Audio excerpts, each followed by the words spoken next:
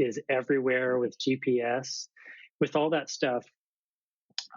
It makes it so much easier, but it does make me, I'm happy for everyone who gets to surf somewhere great. Yeah.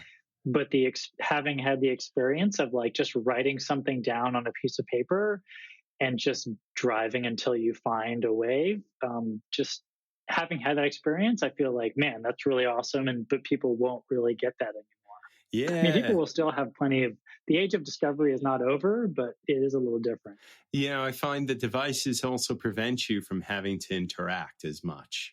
You have a map, you have everything. You don't need to ask anyone for directions. You don't need to start a conversation and then maybe get invited to a place or maybe meet someone. Like there are all these little serendipitous meetings and happens that go on when you travel, and it does make you more self-reliant, obviously, but it also makes you, I think, very, insulated, maybe, or from the surroundings you're in.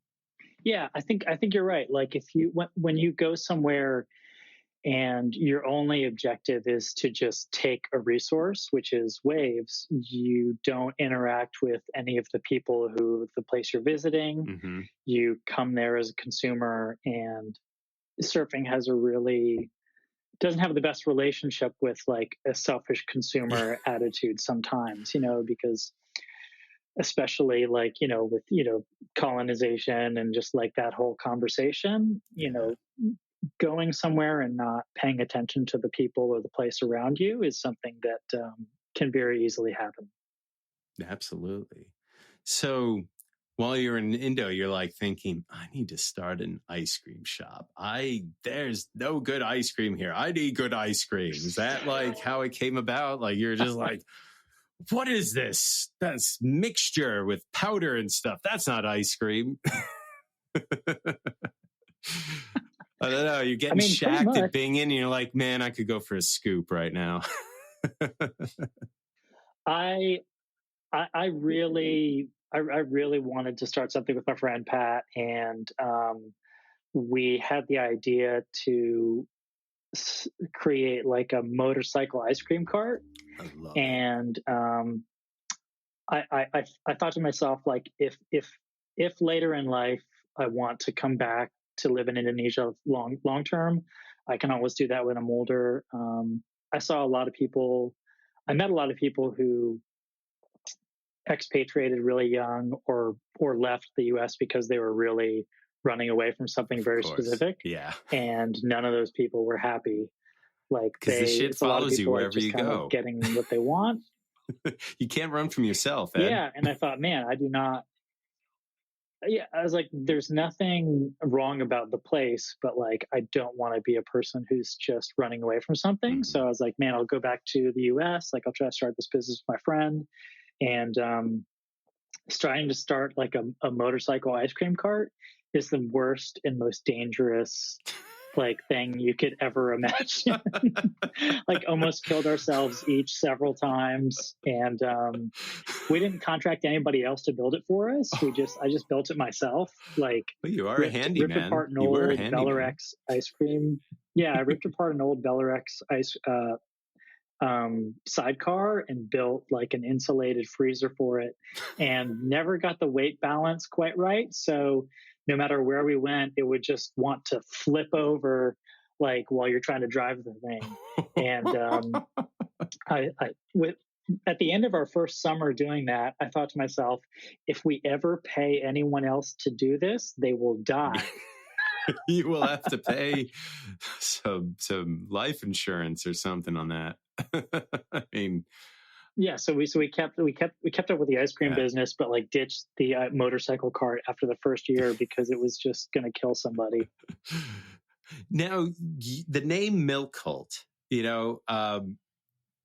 there's a band from San Francisco called Milk Cult. They're like an electronic band. Was that the inspiration for you? Like kind of just bringing all these sounds together, doing a similar kind of vibe? No, I didn't even know that they existed until I started like registering our website. And then, and like the milk cult, like milkcult.com is not taken because, I found out about the band and they have been, they're not an act anymore. They do exist. Yeah. And like every once in a while, somebody on social media will tag us on an album or something. But I didn't even know they existed until we were like a few months into business. I thought it was really funny. I was like, oh, I wonder if, because maybe there's a metaphor, I thought, because there was like an experimental sound kind of quality to the band. But what I love is the branding you've done around it. There's an edge to it.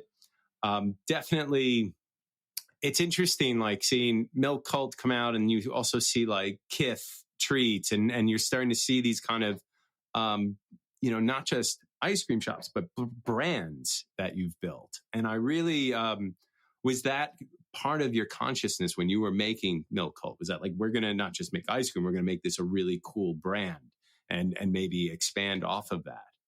Yeah, I mean, I hadn't worked. I mean, now I have so much exposure to business and branding, and that's all of that vocabulary is a big part of people have to interact with and stuff I have to talk about. But like, you got to remember, like the person who went into this was like, I've worked in kitchens before and I've done drywall. And so I just really wanted to do something that said, like, we're going to be obsessed with this. Like, this is really going to be the only thing we're doing. And don't you want to have your product made by the people who are really fucking their lives up to make the best thing possible? You sound like a surfboard shaper. But yeah, but like, yeah.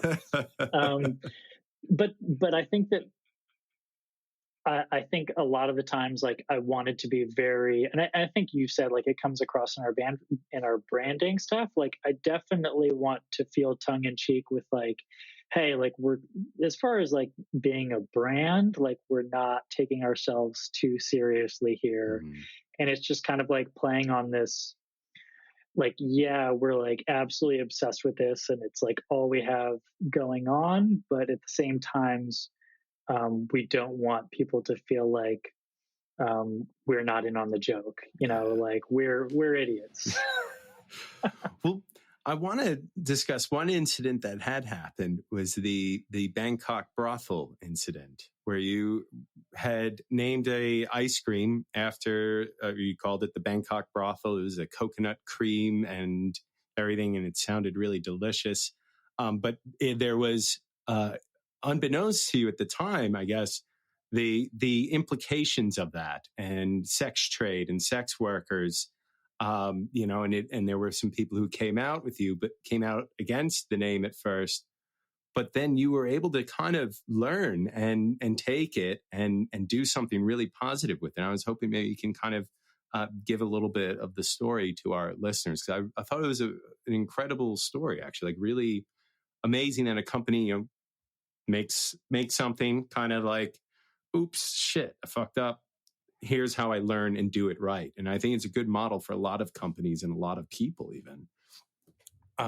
So I was hoping you can kind of talk a little bit about that. I think a really tough thing for a lot of people who own companies is when someone comes to you and says, hey, you did something dumb, your first reaction is to just think, oh no, you don't understand what I meant, mm-hmm. or you're trying to read into it too much. And I think that was like our first reaction, was just because, we picked like this, like, oh, this edgy, funny name because, and our thought was the only people who are going to be offended by this are people who think that sex work is offensive. Hmm. And if those people think this, like, and we don't even care if you think sex work is offensive, I don't care what you think. Right. We didn't think at all that people would think that being plucky and just being two white dudes who are trying to be edgy, that you, even in trying to have one intention, you can just further an idea about something else. Mm-hmm. And as soon as like more and more people were like, hey, no, this really matters, it quickly became like, oh no, like we really do get that this is something that can further, something that is actually harmful, even though it's not what we mean. It's just kind of like it doesn't even matter. So we did use it to do some promotion of, there's an organization called HIPS, which does like sex work advocacy in Washington, D.C. And, you know, in the long run, like we didn't really, make much money off of it. And I was only able to like donate some funds, but it was just like a big, it was just like a big lesson for me to just be able to say like, hey, it doesn't matter what you meant by something. You still need to see where other people are coming from, because if somebody else is calling you out, like there's a good chance they're probably right. And and like I was able to give money, and they, I think that, people who found it offensive, they were never really gonna want to, associate with us anyways. But it doesn't matter. Like if people are like upset with us, like that, really you have to really understand like that is their right to be. And I think I had a lot more. It took me a really long time to just like kind of be able to say like, oh man, like people who think that you're wrong, like they really have a right to feel that way. And you need to be able to acknowledge that, instead of just being some like stonewalling kind of jerk, which I think, for a lot of people, that's always their first response, especially if you are in a situation where you feel like people are calling you out, or you feel like your livelihood is threatened. Well, you get defensive. It's easy to be defensive sometimes, but it seems like you were able to learn from this. And also, like, the other thing that you didn't mention is also the conversation you were able to create around it by this name being out there, and you were able to be talked about. It was in the news, and people were you were educating people along with it. So I think that's something really positive to take from it, and I think a lot of companies would do well to learn from it like that. Your social media, though, is definitely somewhat progressive in some ways, and definitely you're not shy on your social media, to a certain extent, about your beliefs. And what have you found through social media and having to interact on this level and run a business? It must be kind of, I don't know if you get a lot of pushback or not, or if those people that don't agree with you just don't follow you, I guess. I don't know. I'm curious, like, how that experience has been for you. I think that, like, going out into the world, and especially, I mean, social media at the end of the day is just going to be a reflection of, our own values, our own beliefs. And I don't care who you are, like this like equally applies to everybody. If you're putting yourself out there on social media, at some point or another, you are going to either you're going to be speaking whatever your own truth is, and that's going to resonate with a lot of people. And even if you have the best intentions, here and there, it is going to upset or not resonate with some people. And if you're a sensitive, and I don't just mean like emotionally sensitive, but like if you're just a really regular human being who's used to acknowledging other people, if somebody points something out to you, you're going to have to sit back and say like, oh, okay, like maybe I should look at this differently. And I think where a lot of people get in trouble is just blatantly saying, no, I'm right and you're wrong. And it's not like, oh, they get in trouble because the internet wants them to be in trouble. That applies in the real world. Like if people are interacting themselves with each other in the real world, and they're sticking their head in the sand and not trying to acknowledge people around them, that's just going to end up in the same situations where you can't recognize the needs of those around you. So now the big question is, Ed, what's your favorite flavor of ice cream that you're making right now? What's the the ice cream de jour.